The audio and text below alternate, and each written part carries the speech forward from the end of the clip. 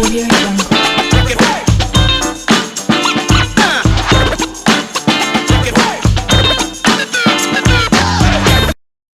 Amis, salut, comment va? J'espère que tout le monde va bien. On est mardi aujourd'hui. Salut à tout le monde. C'est une autre vidéo statique. J'espère que tout le monde va bien. J'espère que tout le monde passe un merveilleux mardi après-midi.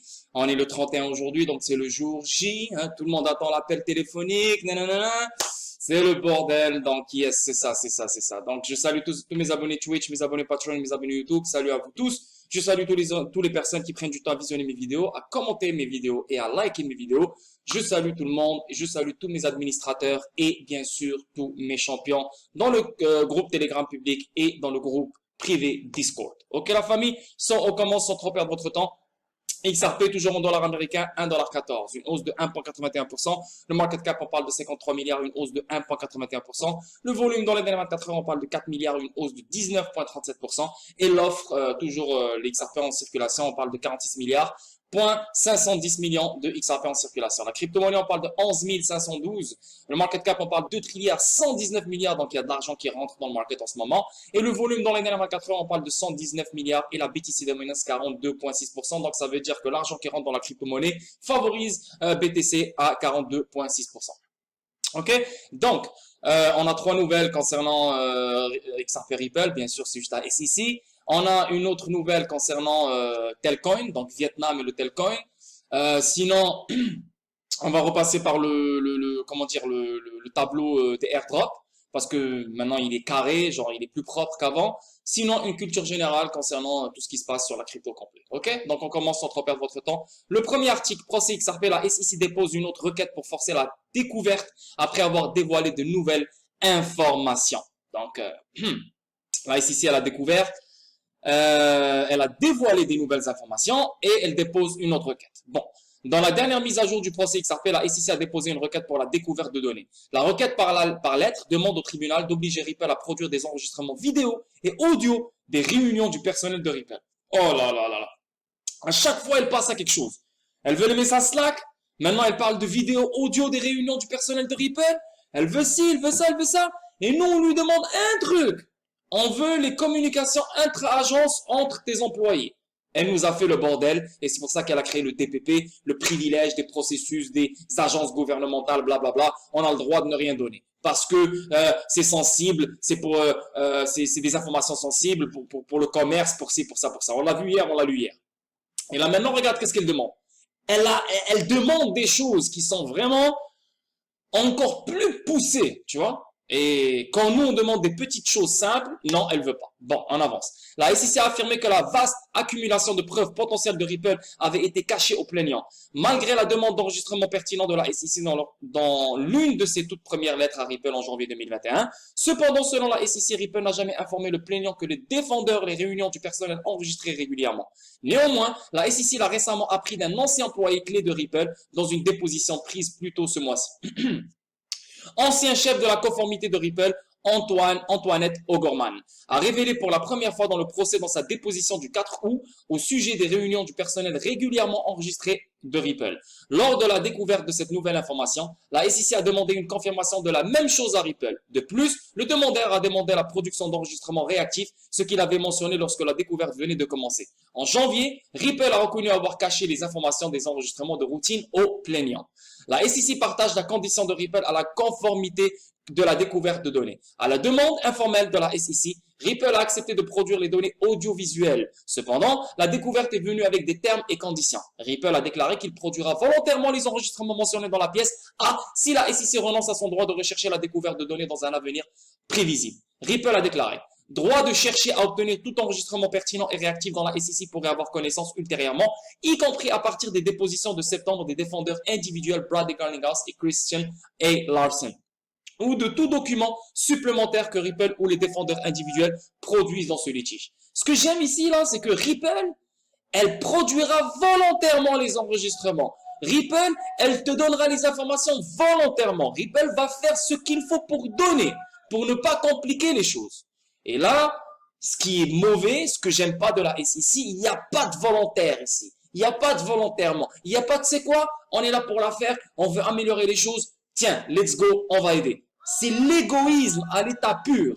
Mais là, ce que j'aime bien ici, on voit Ripple donne volontairement ce que la SEC demande. Donc, on voit que Ripple, elle n'a rien à cacher. On voit que Ripple, il n'y a rien de louche derrière. Parce que volontairement, ils donnent ce qu'ils doivent donner. Mais en même temps, ils ne donnent pas tout parce que, hey, on a raison. On n'est pas dans la merde. On n'a rien à cacher, on n'a rien à se reprocher. Donc, on ne va pas tout donner, on ne va pas répondre à toutes tes questions, à toutes tes requêtes. Malheureusement, la SEC, elle a beaucoup à cacher. Elle a beaucoup à bloquer parce que ce n'est pas bon pour elle et on le sait à 100%. La SEC nie les termes et conditions de Ripple. Sans surprise, la SEC a refusé les conditions de conformité de Ripple avant la demande de découverte de données de la SEC. Ceci, à son tour, a conduit à la dernière mention de lettre de la SEC pour obliger la découverte. Le demandeur a également cité la règle fédérale de procédure civile. Il stipule que la règle permet l'acquisition de données pertinentes pour la réclamation ou la défense de l'une ou l'autre des parties, ainsi que leur correspondance avec les exigences de l'affaire. Considérant le montant en litige, l'accès pertinent des parties aux informations pertinentes, les ressources des parties et l'importance de la découverte pour résoudre des problèmes et si le fardeau ou des dépenses de la découverte proposée l'emporte sur son avantage probable, a cité la SEC. Ce qui est fou, c'est que on voit le demandeur a également cité la règle fédérale de la procédure civile. Ok, donc la SEC, elle est prête à citer les règles fédérales. Voilà, il faut suivre les règles, il faut accepter les règles, donc il faut que tu me donnes ce que je te demande. Mais la SEC, le moment où on lui demande de respecter les règles fédérales, elle dit non, c'est le DPP. Non, c'est un privilège de processus de je sais pas quoi. Non, j'ai pas le droit. Non, je ne veux pas. Non, tu vois ce que je veux dire? Mais elle est prête à juger les autres. Elle est prête à dire aux autres, vous devez suivre la loi. Donc, c'est vraiment injuste ici. On a une compagnie qui suit la loi parce qu'elle n'a rien à se reprocher, elle n'a rien à cacher, et on a une agence gouvernementale qui fait l'égoïste, elle n'a rien à foutre des investisseurs, elle a beaucoup à cacher, c'est pour ça qu'elle agit de cette sorte. Mais elle veut que tout le monde respecte les lois fédérales, mais elle-même, elle ne respecte pas les lois fédérales. Est-ce que vous vous rappelez de la SEC quand elle est sortie des États-Unis pour aller chercher de l'information ailleurs? Et même la juge, elle lui a dit, mais qu'est-ce que tu fais? Tu respectes même pas les règles de ton propre pays. Comprenez? Donc, anyway, ça, c'est chaud. C'est chaud. Pour moi, c'est chaud, c'est bien, c'est chaud sur le moment, mais ça ne va pas aller loin à mon avis. Parce que là maintenant, oui, elle demande des audios et vidéos venant du personnel de Ripple, mais c'est la même chose. Même Ripple, elle peut dire, tu sais quoi, il y a de l'information sensible, c'est commercial, c'est ici, ça, donc nous aussi, on ne veut pas. Ils peuvent, mais c'est ce qu'on voit maintenant ici. On voit la SEC, elle demande d'autres informations. Non seulement les messages Slack, et moi je pense que ça c'est une cause perdue, les messages Slack, parce qu'elle veut 1 million de 33 employés. Maintenant, elle demande les audios et les vidéos du personnel de Ripple. On va voir comment les choses vont se passer. C'est à suivre. Et n'oubliez pas, aujourd'hui, c'est le 31. Le 31, c'est l'appel aujourd'hui, donc c'est à 6 h de l'après-midi. 6 h de l'après-midi, donc nous, ça va être 11 h le soir. Je ne sais pas si c'est 6 h de l'après-midi, heure française, ou bien 6 h de l'après-midi. Non, c'est 6 h de l'après-midi, heure française. Donc nous, ça sera 1 h de l'après-midi. C'est ça. Ça sera 1 h de l'après-midi. C'est exactement ça, je pense, à mon avis. Donc, ou bien 11 h le soir, ou bien 1 h de l'après-midi. Ou bien 11 h le soir, ou bien 6 h de l'après-midi. C'est ce que je veux dire. 11 h le soir, ou bien 6 h de l'après-midi. 23 h ou bien 18 h pour nous. Donc, on doit suivre ça et j'ai hâte de voir qu'est-ce qui se passe. On a déjà le numéro de téléphone. Je l'ai posté sur le groupe public Telegram, le groupe privé Discord et bien sûr sur Twitter. Donc, si vous voulez, vous pouvez accéder à l'appel, mais malheureusement, ça va être en anglais. So, moi, qu'est-ce que je vais faire? C'est que je vais attendre que les gars sur Twitter lancent tout ce qui se dit dans l'appel téléphonique et je vais traduire ce qui a été dit et je vais le lancer dans les groupes privés, dans le groupe privé Discord ou bien dans le groupe public Telegram. Donc, voilà. So, c'est aujourd'hui ou bien 23 h ou bien 18 h. On avance, excusez-moi. Le deuxième article. L'issue du procès XRP peut dépendre de ce scénario. Quand ici, désolé, la bataille juridique de Ripple Labs avec la Securities and Exchange Commission des États-Unis semble évoluer à chaque requête déposée. Cependant, malgré un nouvel angle émergeant de plus en plus souvent, la communauté XRP a de plus en plus le sentiment qu'un règlement pourrait être à l'horizon. Ouh, j'aime ça. Mais la communauté XRP, elle est toujours dans l'erreur. Il y a trop d'émotions dans la communauté XRP. Tu comprends? Ouais, mais à la fin, il n'y a rien. Mais c'est bien, c'est bien qu'il y a cette sensation, c'est bien qu'il y a cet espoir. Donc, on ne sait jamais, peut-être. Et on aimerait bien, nous, avoir un règlement. Donc, octobre, peut-être que ça va vraiment arriver en octobre. I don't know. Mais on sait que ça finira le 12 novembre. Comme indiqué précédemment, la société FinTech basée à San Francisco a exigé la divulgation de documents relatifs aux avoirs des employés de la SEC dans les jetons cryptographiques. Ça, on le sait. Maintenant, la Ripple, elle demande si les employés ont tradé XRP comme Ethereum à un moment donné. Donc, s'ils l'ont tradé comme Ethereum et il n'y avait pas des règles applicables dans ce temps-là, donc ça veut dire qu'XRP est comme Ether. Donc, XRP, ce n'est pas une sécurité. Bon. Conformément à cela, dans un développement récent, l'avocat James Keffelin a tweeté. La Cour a accordé des requêtes pour sceller concernant les différences sur les communications Slack, les différences sur les privilèges. Les motions de scellement ont été accordées en attendant la résolution des motions sous-jacentes. Les deux sont des commandes de texte uniquement. Ces commandes mentionnées sont comme ci-dessous. Donc, c'est en anglais ici. On va voir notamment la date clé ici est le 31 août, car le tribunal a prévu une audience avec les deux parties pour discuter du conflit de privilèges. Donc, le conflit du privilège, c'est quoi? C'est le DPP. Donc, le DPP, la SEC, elle l'utilise contre Ripple. Donc, Ripple, elle demande des documents intra-agencés internes de la SEC, des employés de la SEC, mais la SEC, elle sort le DPP. Donc, c'est quoi déjà? J'oublie toujours le DPP. Voilà, privilège du processus délibératif. Donc, c'est juste les agences gouvernementales qui peuvent sortir ce privilège-là, comme quoi on ne donne rien. Tu comprends? Et ça, c'est important. Et le 31 août, aujourd'hui, on va parler de ça. C'est ou bien c'est oui, ou bien c'est non. C'est ou bien oui, garde ton privilège, continue à faire ce que tu veux, ou bien non, ton privilège ne sert à rien dans cette affaire, il faut que tu nous donnes les documents intra-agence, etc., etc. Déclarant qu'ils sont protégés par le DPP, qui vise à protéger non seulement les documents, mais aussi l'intégrité du processus délibératif lui-même. Donc, voilà, ça protège la SEC de A à Z.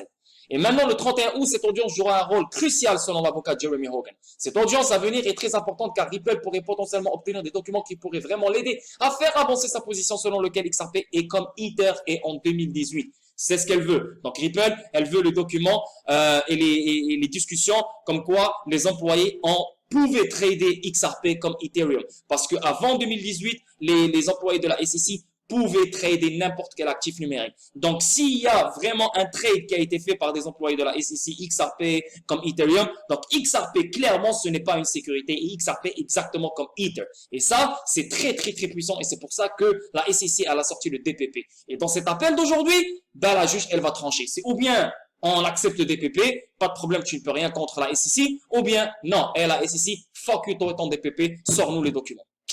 On va voir et c'est très, très, très intéressant. Hogan a comparé les allers-retours dans le procès XRP à un match d'échecs. Il a dit, la SEC a déployé un pari de la reine dans ce litige, sacrifiant sa position sur la défense du préavis équitable pour consolider sa position centrale selon laquelle XRP a été vendu à titre de garantie. Ben, ça, c'est ce que j'ai expliqué hier. C'est que la SEC, elle a dit, tu sais quoi, on va arrêter de forcer les choses comme quoi XRP, techniquement, il est une sécurité parce qu'on n'arrive pas à gagner cet angle. Donc, tu sais quoi, on va changer notre angle et on va attaquer comme quoi XRP, il a été vendu comme un titre. Et il n'est pas un titre, mais il a été vendu comme un titre. Et ainsi, le pari a été mis en mouvement. L'avocat a expliqué en outre la position de la SEC dans ce contexte. Selon lui, la SEC allait admettre dans une certaine mesure qu'il y avait une confusion sur les titres numériques et finalement renforcer sa position sur l'XRP en tant que sécurité. En outre, il a également déclaré que le différend peut se résoudre quand et si le pari de la SEC échoue et que si le scénario se déroule autrement, ce procès est susceptible de déborder en 2022. Donc voilà, susceptible, 2022, on sait que ça peut aller jusqu'à le mois de mars. C'est très, très intéressant. Et aujourd'hui, le 31 août, on va voir comment les choses vont se passer.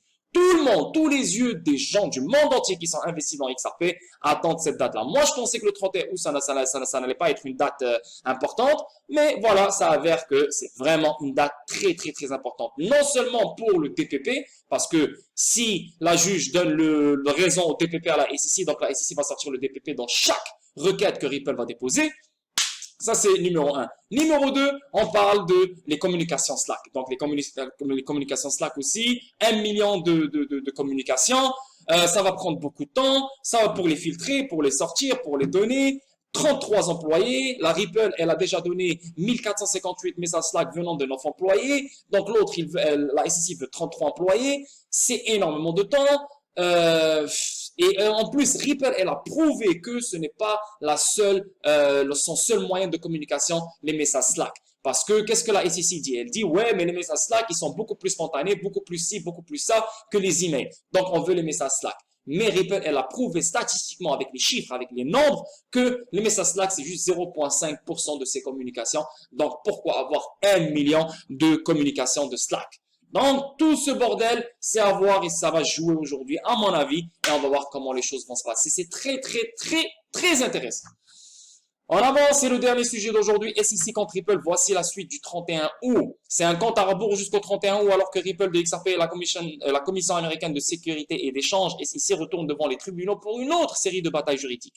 La date est cruciale car elle signifie la fin de la période de grâce de la SEC pour soumettre les documents retenus. Donc, aujourd'hui, c'est la fin de la phase de découverte légère.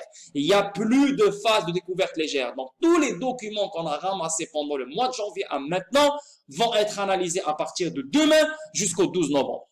Donc, demain jusqu'au 9 novembre, il y aura les experts de tous les bords, avec bien sûr la juge, etc., qui vont analyser tous les documents qu'ils ont ramassés. Malheureusement, les documents qu'on veut, nous, l'intra-agence des employés de la SEC, ils sont protégés par le DPP. Et c'est pour ça que cet appel, il est très, très, très important parce que ça se peut que la juge, elle dit à la SEC, fuck you avec ton DPP, sors-nous les documents maintenant parce qu'on en a besoin pour la phase de découverte d'experts. Ah! Et ça peut forcer un règlement parce que, hey, les documents sont sérieux. Et si les employés ont vraiment tradé XRP comme Ethereum, comme tous les autres, pendant une certaine année, c'est mort. C'est mort. Ça, c'est une preuve de malade. Comme quoi, XRP, ce n'est pas une sécurité. Et comme quoi, et la SEC, elle a juste jeté une accusation comme ça, les yeux fermés. Et ça, c'est crucial. Ripple avait auparavant prié les tribunaux d'obliger la SEC à fournir certains documents internes cruciaux, mais l'organisme de réglementation dirigé par Gary Gensler ne semblait pas disposé à se conformer en raison du privilège du processus délibératif. C'est exactement ça. Le DPP, c'est ce que je viens de vous expliquer. Donc, des documents qui sont très sérieux, elle ne veut pas les donner depuis des mois. Maintenant, le 31 août, on a un appel. Ça se peut que la juge dise, hey, donne-moi les documents, on s'en fout de ton DPP. Ou ça se peut qu'elle dise, garde ton DPP, protège tes documents. Donc, c'est à voir. Alors que l'expiration de la période prolongée de recherche des faits touche à sa fin, Ripple cherche à obtenir un jugement sommaire dès que possible, tandis que son plaignant est privé de l'idée meurtrière sur la façon de remporter une victoire. Après plus de 30 mois depuis le dépôt, à la prochaine audience, voici à quoi vous devez vous attendre. Les différents privilèges seront discutés. Le privilège de processus délibératif est un type de privilège d'exemption exploré par les organismes gouvernementaux.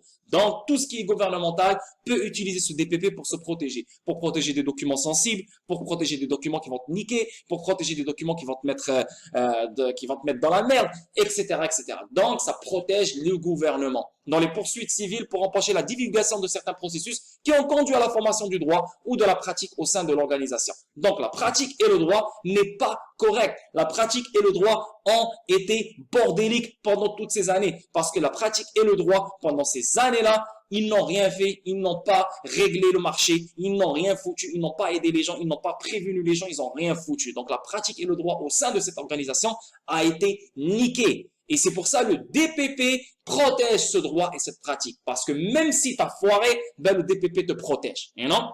Parce que tu es une agence gouvernementale. Dans le cas de Ripple et SEC, cela empêche simplement le premier de savoir qui a dit quoi et comment la décision finale de classer le XRP comme titre a été prise. Et c'est pour ça que ce DPP doit être mis de côté dans cette affaire, parce que l'affaire, elle tourne sur XRP. Donc, c'est ou bien sécurité ou pas sécurité. Mais si on n'a pas les preuves, qu'est-ce que la SEC elle a dit? On va juste spéculer. La SEC va continuer à mentir. Ripple ne va jamais avoir une clarté de la bonne façon. Les juges, ils vont jamais faire une bonne décision. Le marché au complet aux États-Unis, ça ne va pas rouler. Et ce n'est pas possible de rester comme ça, de laisser la SEC, la seule agence qui déclare que XRP est une sécurité dans le monde, à garder le DPP et pour niquer tout le monde. C'est égoïste et c'est illogique. Donc, je ne pense pas que le DPP sera accepté dans cette affaire parce qu'on a besoin de preuves pour qu'on puisse continuer. Et surtout maintenant qu'on va rentrer dans la phase de découverte d'experts, il nous faut des preuves pour qu'on puisse sortir une décision sérieuse ou bien un règlement. OK? Donc, c'est sérieux là, tout ça. La SEC refusant d'honorer les demandes de la juge Sarah Nedburn, tous les regards se tourneront vers la prochaine étape que les tribunaux pourraient choisir de prendre. Un non-lieu aurait suffi comme option pour la plupart des affaires civiles à ce stade. Mais étant donné l'importance considérable de cette affaire pour l'industrie de la cryptographie, voilà, c'est une importance considérable pour l'industrie de la cryptographie aux États-Unis. Ce n'est pas juste Ripple. c'est la crypto au complet aux États-Unis. Donc, c'est pour ça que c'est une sécurité nationale et c'est pour ça que ce DPP doit être enlevé. Le juge devra voir jusqu'au bout et pourra explorer les options de sanctions pécuniaires. Mais la première étape consiste à donner à la SEC une audience équitable pour prouver pourquoi il mérite d'être protégé par le DPP. Bon, donc la SEC dans cet appel-là, ils vont se battre, ils vont sortir les plus gros arguments qu'ils ont dans leur poche pour prouver pourquoi ils méritent d'avoir le DPP. À mon avis, ils ne méritent pas parce que depuis toutes ces années, la pratique et le droit vis-à-vis le marché de la cryptographie a été nul. OK? Et plein d'autres conneries qu'on sait. Surtout maintenant, on sait que ce qui bloque, c'est XRP. XRP, il a besoin de clarté. Donc, si tu me dis qu'il y a des documents où il y a des employés, ils ont créé des XRP dans cette année, nanana, comme Ethereum, donc ça change tout. On a besoin de ça. Et Ripple peut expliquer pourquoi il ne le mérite pas. Donc, même Ripple va sortir les plus gros arguments qu'elle a dans sa poche pour dire que le DPP ne sert absolument à rien dans cette affaire et on a besoin de ça pour qu'on puisse attaquer la SEC et se défendre de la bonne façon. Aujourd'hui, c'est une putain de bataille. Aujourd'hui, c'est le Real Madrid contre le Barcelone. Aujourd'hui. C'est le derby aujourd'hui. C'est chaud. Ripple va creuser les travailleurs de la SEC. Suite à son dépôt du 27 août, Ripple voudra savoir si les membres de la SEC ont déjà acheté des XRP ou d'autres monnaies numériques avant janvier 2018. Il est prévu que Matthew Solomon, le moindre avocat de Ripple, s'apprête à interroger le personnel de l'organisme gouvernemental sur ses activités sur les 6 dernières années en ce qui concerne l'investissement dans les actifs numériques. 6 dernières années si vous avez tradé XRP ou pas. Non seulement XRP, mais d'autres actifs numériques. Donc, ça, c'est chaud. Il va interroger le personnel de l'organisme gouvernemental en plein appel, si je comprends bien. S'il s'avère que la SEC n'a mis en place aucune restriction pour l'achat ou la négociation d'actifs numériques au sein de l'organisation, d'autant plus que c'est ce qu'elle fait pour les titres qui n'ont pas été autorisés à émettre, elle donnera fort prétention des défendeurs que l'organisme n'était pas organisé. Il n'avait aucun plan réglementaire défini pour l'industrie de la cryptographie avant de poursuivre Ripple Labs. Ouh, c'est ce qu'on veut. C'est ce qu'on veut. Donc, si la SEC avait donné l'accord à tous ses employés pour trader XRP avant 2018, donc ça veut dire qu'il n'y avait aucune structure sur les règles de la cryptographie, aucune structure réglementaire, aucune règle applicable, rien. C'était le Far West. Donc, la SEC, elle est dans la merde. Donc, pourquoi attaquer Ripple si pendant ce temps-là, il n'y avait aucune structure réglementaire? Donc, c'est du n'importe quoi. Ah, et ça, c'est très chaud, très important. En outre, Ripple cherchera à savoir si William Hillman, ancien directeur de la SEC, a influencé la décision de l'organisation d'accepter ou de rejeter le commerce BTC et Ethereum parmi ses employés en 2018. Hillman a déclaré qu'Ethereum n'était pas un titre, ce qui signifie inévitablement que XRP n'est pas une sécurité aussi. Parce que dans ce temps-là, tout le monde pouvait trader XRP, Ethereum, Bitcoin, Cardano comme tout le monde. Donc XRP, ce n'est pas une sécurité parce que Ethereum, ce n'est pas une sécurité si tu arrivais à le trader. Ah, et aussi, on voit que William Hillman, ancien directeur de la SEC, a influencé la décision de l'organisation d'accepter ou de rejeter le commerce. Donc, il a poussé à l'organisation de trader Ether, il a poussé l'organisation de trader BTC. Ah, donc, aïe, c'est très intéressant. Et aujourd'hui, le 31 août, c'est chaud. Malheureusement, là, j'aurais voulu faire un stream sur ça, mais tu ne peux pas enregistrer, c'est interdit. Ah là là là là là là. Et putain, moi, c'est tellement excitant, que ça soit négatif ou positif, c'est tellement excitant. On sait que Ripple, elle a des bombes dans sa poche. On sait que Ripple, elle a une défense de malade dans sa poche. Et on sait que Ripple, elle a des arguments de malade extraordinairement fous dans sa poche. On sait que la SEC, elle s'affaiblit de plus en plus. On sait que la SEC, malgré les arguments qu'elle sort, il reste faible. Et on sait que la SEC, elle est dans la merde parce qu'elle continue à se protéger derrière des conneries imposées par le gouvernement, comme le DPP, des choses comme ça. Donc, ça montre clairement que la SEC a peur. Ça montre clairement que la SEC, elle cache des choses. Et ça montre clairement que la SEC, elle est en train de tenir dans la dernière branche qui lui reste. C'est magnifique pour nous les investisseurs. Il faut être happy et content. OK? On avance. On a fini avec la SEC Ripple. Aujourd'hui, l'appel, c'est ou bien 23 heures. Je ne sais pas c'est quand exactement. 23 heures, donc heure française. S'il est à 6 heures de l'après-midi. Ou s'il est à 6 heures de l'après-midi, donc ça veut dire il est à 1 heure de l'après-midi au Canada, aux États-Unis, je veux dire. Donc, 1 heure de l'après-midi, ça veut dire 18 heures chez nous. Si c'est 18 heures aux States, ça veut dire 23 heures chez nous. OK? Donc, à suivre. Mobile Money. Donc, ça, je suis tombé sur ce site. C'est en vietnamien, check Vietnamnet. mais c'est très intéressant parce que j'ai trouvé un truc sérieux. Et là, on parle du Vietnam qui veut rentrer dans le mobile money, hein, donc dans le money mobile. La version mobile money de l'argent virtuel augmente la vitesse de la fusée. Peu de gens savent que le service de transfert d'argent mobile Mobile Money dispose également d'une version exploitée sur la plateforme blockchain. Après Axie Infinity, le monde de l'argent virtuel est fébrile à cause du jeu d'argent Simba Empire. Les Vietnamiens devraient-ils investir dans la crypto dès maintenant? Axie Infinity des Vietnamiens dans le top 10, blablabla. Plus tôt cette année, le Premier ministre a accepté de piloter l'utilisation de comptes de télécommunications pour payer des biens et services de faible valeur Mobile Money.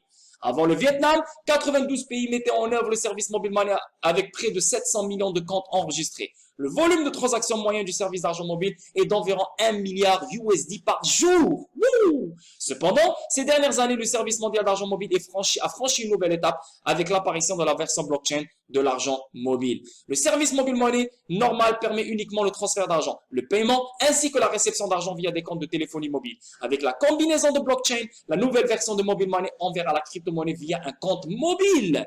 L'initiateur et ce service est Telcoin.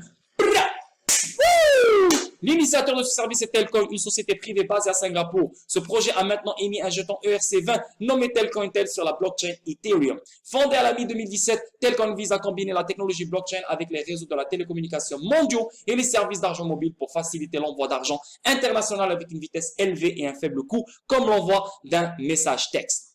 La mise en place des transactions électroniques sur le réseau blockchain est assez compliquée car l'adresse du wallet est longue et l'interface n'est pas très conviviale. Cependant, avec la version Mobile Money Blockchain, les utilisateurs n'ont qu'à sélectionner l'indicatif régional téléphonique du pays, le numéro de téléphone et le nom du destinataire pour transférer de l'argent à travers les frontières. L'idée de combiner les avantages du service Mobile Money et de la technologie blockchain est assez réaliste. Par conséquent, il n'est pas surprenant que Telcoin soit désormais membre de la Global Mobile Communication Association GSMA. Ça, on l'a déjà parlé de ça. Mais là, ce qui est magnifique dans cet article, c'est ce que vous devez mettre en tête. On parle du Vietnam. On parle du Vietnam, Mobile Money, l'argent virtuel. Et là, on parle de blockchain. Et c'est quoi la blockchain qui a été choisie au Vietnam? On parle de Telcoin. Magnifique. Déjà, Telcoin, on a le Canada, Philippines. On a déjà d'autres pays. On a la liste. Hein. Donc, tu peux envoyer dans n'importe quel payment provider qui existe dans un pays. Hein. Donc, tu envoies des Telcoins là-bas et la personne peut chercher du cash dans n'importe quel mobile truc comme ça. C'est incroyable. Bien que lancé depuis longtemps, mais récemment, Telcoin a été remarqué par de nombreuses personnes en raison de la flambée du prix de ce jeton. Selon CoinMarketCap, Telcoin est la crypto-monnaie avec la plus forte augmentation de prix au cours des dernières 24 heures. Ne serait-ce que dans le top 100 des crypto-monnaies avec la plus grande capitalisation boursière. Plus précisément, Telcoin est coté, ça je vais pas le lire, mais ici on voit, si Telcoin maintient sa dynamique de croissance actuelle, il est probable que la version Mobile Money Blockchain deviendra bientôt un service populaire dans le monde entier, surtout quand le service Mobile Money a montré sa grande influence à l'échelle mondiale. Magnifique, magnifique, magnifique pour les investisseurs de Telcoin. Magnifique. Donc, on arrive dans tout ce qui est airdrop pour le XRP Ledger et tout et tout. Donc, vous voyez ici bien, vous voyez bien le document, il est clair maintenant, il est clean, on voit même les logos. C'est bien fait. Regardez, qu'est-ce que je voulais vous montrer. Si vous reculez en arrière, là, vous voyez même le hex code. Donc, le code de chaque airdrop avec l'adresse. Donc, tout ce que tu as besoin de faire, c'est connecter ton XRP Toolkit avec ton Ledger, ton Decent. Tu fais Add Asset, ajouter un actif. Tu fais rentrer cette adresse-là et tu fais rentrer ce hex code. Merci, bonsoir. Et tu attends pour recevoir tes airdrops. Moi, j'ai déjà reçu 2500 Smart NFT. Donc, c'est eux ici. Smart NFT. Il est où, Smart NFT? Il est plus là? Ok, il est plus là. Peut-être que c'est fini, là. Mais j'ai reçu 2500 Smart NFT. Ah, Strategy Engine. Ça, je l'ai pas encore fait. Strategy Engine. Bref. Donc, le lien, il va être en dessous de la vidéo. Pour les nouveaux, hein, qui n'ont pas encore touché ces affaires-là, ni rien. Le lien de ce document sera en dessous de la vidéo. Donc, vous pouvez l'utiliser comme vous voulez. Donc, il se update à chaque fois. À chaque fois, tu sais, ça se update. Donc, ça, c'est un document que plein de monde ont. Et à chaque fois, il y a une nouvelle, on l'ajoute ici. OK? Voilà. Là, une culture générale, on est déjà à 28 minutes, j'ai pris du temps à parler. Les Salvadoriens protestent contre le projet Bitcoin du président Bukele. Des Salvadoriens, donc le peuple, il se lève contre Bitcoin. Au début, c'était une euphorie. Au début, oh, on est le premier dans le monde, waouh. Mais maintenant, ils commencent à comprendre comme quoi Bitcoin ne sert à rien, beaucoup de frais, et quelqu'un qui est pauvre, qui vit au Salvador, ne peut pas vraiment l'utiliser. Ok? On avance. L'autorité monétaire de Singapour sélectionne 15 finalistes pour son CBDC Challenge. Et ce que j'ai aimé dans les finalistes, on parle de R3. On sait que R3 il est connecté avec XRP Ledger. Et aussi, on parle de Mojaloop. Il est où Mojaloop? Je l'ai vu le Mojaloop là, c'est un autre article. Ok, anyway. Les finalistes ont été réduits à partir de 300 candidatures et comprennent un mélange de grandes banques, d'organisations technologiques déjà impliquées dans les initiatives CBDC et quelques nouveaux noms. Outre le prix en argent, les finalistes ont également accès à API Exchange, Digital Currency Sandbox pour le prototypage. Les technologies du bac à sable incluent l'offre CBDC de R3, la plateforme CBDC de Mastercard, la monnaie numérique Patriot de JP Morgan, DBS Bank et Temasek et Mojaloop Real Time Payments. Voilà, Temasek, DBS c'est Xenfin, Mojaloop Interledger Protocol et Ripple, R3 Xenfin et Ripple, Mastercard, JP Morgan c'est Xenfin aussi parce que c'est eux qui ont créé Quorum, mais Xenfin c'est un fork du Quorum. Donc et JP Morgan a parlé de Ripple et a parlé de XRP. Donc c'est tous les mêmes bordels, les mêmes amis, le même groupe. En plus de Mastercard, Visa est également présente puisqu'elle est associée à Can106 pour créer un module de paiement Visa Retail CBDC pour la compétition. Et ouais, 4 grandes banques, ANZ, Citibank, Singapour, HSBC Singapour et Standard Chartered figurent parmi les finalistes. Plusieurs fournisseurs de technologie ont atteint la finale, dont la plupart ont une expérience significative de la preuve de concept de CBDC. On avance, ça c'est la même chose, on vient de le lire. Le milliardaire qui a prédit le crash immobilier de 2008 déclare que Bitcoin est sans valeur. Bon matin, salut, ça va, tu viens de te réveiller là ou quoi là? Ouais, donc c'est bien ça, on le sait, ça c'est sans valeur, c'est juste la spéculation. C'est bien, un actif avec de la spéculation, c'est healthy, c'est santé, c'est bien avoir de la spéculation, c'est bien de spéculer, c'est ce qui fait bouger les choses. Mais seulement de la spéculation, 100% que de la spéculation, ce n'est pas bon. Et surtout quand le marché au complet, il est basé sur un actif que de la spéculation, les protocoles, les coins avec des utilités ne peuvent pas réussir. Ils ne peuvent pas donner l'utilité qu'ils doivent donner à cause qu'ils suivent un actif qui est basé seulement sur de la spéculation. Donc le market, il fait que monter des sommes pour rien. Mais des actifs numériques avec des protocoles, il leur faut une bonne indexation. Ils doivent être tout seuls. Donc voilà, Bitcoin est sans valeur, on le sait, on n'a pas besoin de relire le tout, on le sait. La Banque centrale du Nigeria informe les banques de planifier la CBDC INERA. Donc, la Banque centrale du Nigeria rentre dans le game et on parle du INERA. La Banque centrale du Nigeria a envoyé un document détaillé concernant les orientations de la Banque centrale en matière de monnaie numérique aux institutions financières du pays. Le document couvre les tests et la mise en œuvre de INERA. On avance. Un changement radical numérique pour le transport maritime et les chaînes d'approvisionnement mondial. Ouh, ça, là, dès que je lis ça, moi, je vois XDC, je vois Xinfin, parce qu'on parle du financement du commerce, on parle de trade finance, c'est incroyable. Et en plus de ça, on parle de Ramco. Ramco, il est connecté à Xinfin. Tout ce qui est logistique, tout ce qui est chaîne d'approvisionnement, tout ce qui est maritime, c'est incroyablement fou. L'industrie de transport maritime international est responsable du transport d'environ 90% du commerce mondial. Dans un monde régi par les cargaisons signées et estampillées, les documents de frais et ou les accords verbaux sont considérés comme des contrats fermes. Les transports maritimes entrent fin dans l'ère numérique. Donc, tout ce qui est bill of lading, tout ce qui est lettre de crédit, tout ce qui est AML, tout ce qui est je sais pas quoi, tout ce qu'il faut pour qu'un bateau puisse sortir du port et parte à un autre port, tout ce qu'il faut pour les cargaisons, pour les supply chains, pour les chaînes d'approvisionnement, tous ces documents-là, ils se faisaient manuellement auparavant. Maintenant, tous ces documents-là vont devenir numériques. Donc, une rapidité pour les faire. Il n'y a plus de fraude, il n'y a plus de double facture, il n'y a plus. Donc, c'est une industrie qui est due à une modernisation totale et radicale. Et Xinfin est là-dedans et ça, c'est une bonne chose. Enfin, numérique, en adoptant les transactions financières, les opérations maritimes, des systèmes de maintenance des navires et de planification des équipages étayés par un système mondial fiable, infrastructure de communication par satellite. Ouh, là on parle d'un autre truc là, satellite, mais c'est bien parce que tout est relié. La blockchain prédit par beaucoup, devrait inaugurer une nouvelle ère qui révolutionnera la chaîne d'approvisionnement internationale, remplaçant les systèmes EDI et papier et qui ont été utilisés pour suivre les expéditions et les approbations des autorités douanières et portuaires par un système électronique distribué, efficace et sécurisé. Registre. Selon le Forum économique mondial, la blockchain a le potentiel d'améliorer les communications et l'administration des frontières à hauteur de 1000 milliards de dollars dans le commerce mondial. 1000 milliards de dollars, on parle de trillions de dollars ici. C'est incroyable. Se noyer dans une mer de papier. Le papier va se faire éliminer. Ça prend une semaine pour un putain de document. Je sais pas combien. Chaque pays prend le temps qu'il faut. Hein, t'as le bureau, t'as le directeur. Ouais, maintenant, je prends mon temps. Tu dois avoir, voilà, de l'argent pour que je te fasse ci, je te fasse ça. Bref, beaucoup de bordel. Maintenant, il n'y a plus de papier, il n'y a plus de fraude, il n'y a plus de double facture, il n'y a plus de rien. 24 heures, tu as les documents qu'il faut. En 24 heures, le bateau peut quitter son spot. Magnifique. Je vais pas tout lire parce que c'est très intéressant et trop long. On est déjà à 34 minutes et c'est pas ça le but.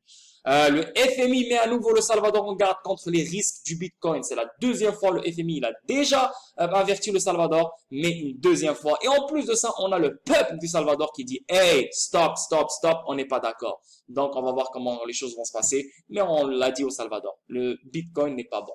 Mais le Salvador, il voulait juste profiter d'un truc marketing. Là, ça, je l'ai pas traduite. J'ai pas traduit l'article. Juste un petit moment. La Banque centrale du Koweït lance un service de paiement électronique dans le cadre de plans d'expansion numérique. Le nouveau système permet à toutes les transactions de paiement et de transfert local entre les banques opérant au Koweït et les comptes des clients de patients en quelques secondes. Le Koweït, il roule sur RippleNet. La Banque centrale du Koweït a lancé un service de paiement électronique alors qu'elle continue d'adopter la technologie numérique. Le gouverneur Dr Mohamed El Hachel a déclaré que les plateformes telles que les systèmes de règlement automatisés du Koweït pour les paiements entre participants CACIP aident à maintenir le secteur bancaire local sur une trajectoire ascendante. Hop, shit, ça a changé en anglais là. Mais c'est juste le nouveau service numérique fait partie d'une série de projets visant à consolider la stabilité financière dans le pays, ajouté le chef de la Banque centrale du Koweït. Donc voilà, c'est juste le Koweït pour vous dire, n'oubliez pas que le Koweït roule sur RippleNet. Donc voilà la famille, 36 minutes, j'espère que c'est une vidéo que vous allez aimer, j'espère que voilà, elle va être instructive pour vous, j'espère qu'elle va être enrichissante pour vous. Je vous souhaite un merveilleux mardi. N'oubliez pas l'appel qu'on a aujourd'hui, c'est très très excitant. On a le DPP qui doit être enlevé parce qu'il protège la SEC. Parce que la SEC doit donner des documents interagences qui prouvent que les employés de la SEC ont tradé XRP et Ether et les autres actifs numériques avant 2018. Donc, XRP, ce n'est pas une sécurité parce que c'est comme Ether. Vous l'avez tradé comme les autres. Donc, pourquoi lui devrait être une sécurité? Ça, c'est numéro 1. Et en plus de ça, les messages Slack. Ça, c'est très, très, très important. Et on va voir comment les choses vont se passer. Et aujourd'hui, la famille, bravo à vous tous. On a fini la phase de découverte légère. Donc, il faut être heureux, il faut être joyeux parce que les choses avancent. C'est fini. La première étape, elle est partie. Maintenant, on rentre dans la deuxième étape qui est la plus sérieuse. On parle du 31 août au 12 novembre. Tout peut arriver pendant ces mois. Tout peut arriver pendant ces mois. Là, maintenant, on va arrêter avec les prédictions. Ah non, je pense.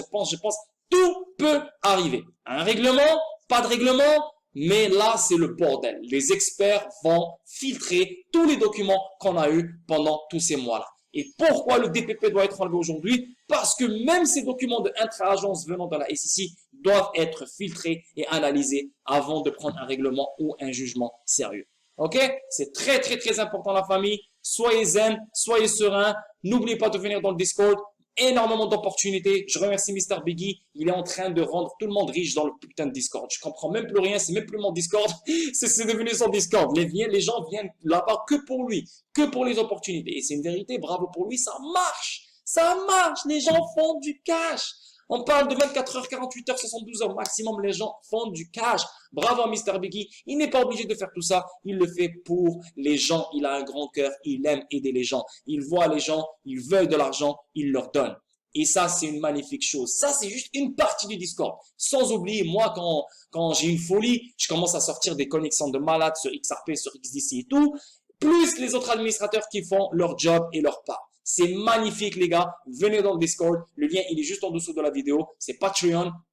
Tu cliques dessus, tu choisis Club des Champions VIP, tu payes et tu accèdes au Discord. Voilà la famille. Donc, je vous souhaite un merveilleux mardi. Demain, je vous vois pour une autre vidéo statique. Sinon, on se voit ce soir dans le Discord et tout, dans le groupe. Mais vous savez que cette semaine, c'est mon anniversaire. Donc, je vais pas être là à 100%. Je vous promets un vendredi soir, donc le soir de mon anniversaire, je vous promets un live stream sur Twitch. Donc, on va mettre la musique et tout, et tout, et tout, tout. On va s'amuser, on va parler, on va parler. Mais sinon, je m'excuse d'avance si je disparais pendant cette semaine. Je disparais, je m'excuse d'avance, c'est mon anniversaire. Donc, voilà la famille. C'est le 3 septembre, c'est vendredi. Donc, je vous souhaite une belle journée. Prenez soin de vous. Ciao, ciao. Bye bye.